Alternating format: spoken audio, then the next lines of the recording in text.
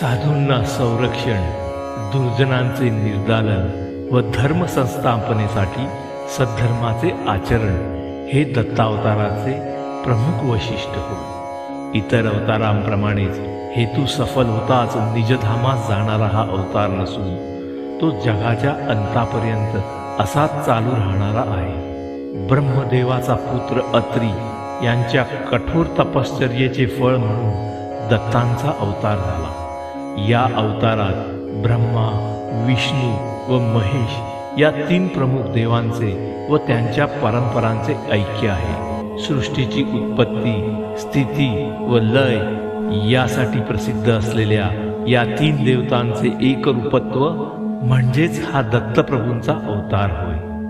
दत्तावतार हा अवतार म्हणजे साक्षात परब्रह्ममूर्ती श्री सद्गुरूंचाच अवतार होय आणि म्हणूनच साधक श्री गुरुदेव दत्त असा जयघोष करतात.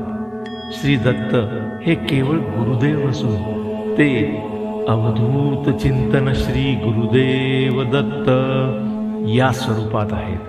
औदुंबर स्थळी वस्ती, जवळ धेनू व श्वानांचे सानिध्य हे दत्तावतारांचे आणखी एक प्रमुख वैशिष्ट्य.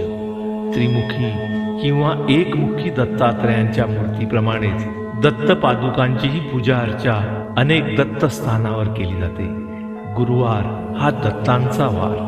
याच दिवशी घराघरातून व दत्तस्थानांमधून दत्तात्रयांचे भजन, पूजन भक्तिभावाने केले जाते. मार्गशीर्ष पौर्णिमा ही दत्त जयंती म्हणून महाराष्ट्रात मोठ्या उत्साहाने साजरी केली जाते.